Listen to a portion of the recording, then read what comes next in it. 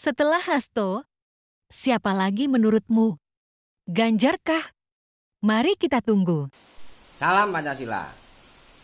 Bagaimana perkembangan kasus Hasto tersangka KPK? Saya rasa Hasto ini akan sampai di pengadilan, walaupun masih menunggu pra-peradilan tahap kedua. Ya, jadi supaya clear, supaya selesai, memang Hasto harus sampai ke proses pengadilan. Nah, nanti diputuskan kalau bersalah ya dipenjara, kalau enggak ya dibebaskan. Nah, pertanyaannya kemudian adalah siapa kemudian yang menyusul Hasto untuk diproses? Ya, ada kemungkinan Yasona Lauli, bisa jadi nanti Ganjar Pranowo, dan seterusnya. Kenapa ini bisa terjadi? Karena memang PDIP tidak bergabung dalam pemerintahan. Megawati sebagai ketua umum PDIP tentunya lebih berpikir kepada sistem demokrasi, yaitu harus ada partai yang menjadi penyeimbang alias oposisi. Ya, partai yang berada di luar pemerintahan. Apalagi PDIP ini adalah partai yang cukup besar, bahkan paling besar di Indonesia. Ya. Jika PDIP bergabung ke pemerintahan, ya berarti bukan negara demokrasi. Akhirnya nanti akan terjadi otoriterisme.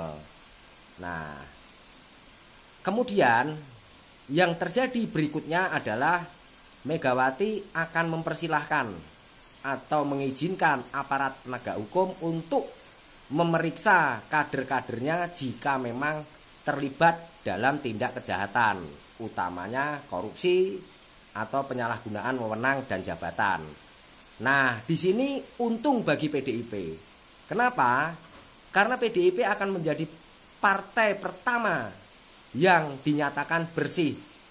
Ya, karena apa? Karena ketua umumnya mempersilahkan ya aparat penegak hukum untuk menjerat hukum kader-kader politik atau kader-kader partai yang memang terbukti melakukan kesalahan-kesalahan saat menjabat.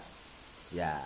Nah, dengan begitu PDIP akan menjadi partai yang pertama adem ayem karena sudah diproses oleh penegak hukum.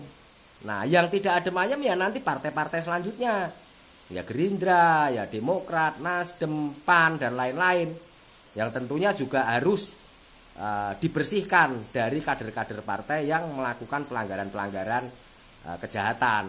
Begitu kira-kira. Jadi Satyam Eva Jayate itu adalah kemenangan, adalah akhir dari perjuangan. Nah, ya. Jadi ya gitulah ya. Itu keuntungan bagi Megawati sebetulnya sebagai ketua umum. Jadi dalam kongres nanti akan dipilih kader-kader yang memang tidak terafiliasi atau terjerat soal-soal penyalahgunaan wewenang dan kejahatan-kejahatan korupsi. Begitu kira-kira. Paham? Nah, ya. Untung PDIP ini ya dengan terjadinya masalah-masalah yang dianggap besar ini, padahal masalahnya enteng. Ya. Oke. Peci merah, IQ tinggi. Sang Pancasila. Merdeka.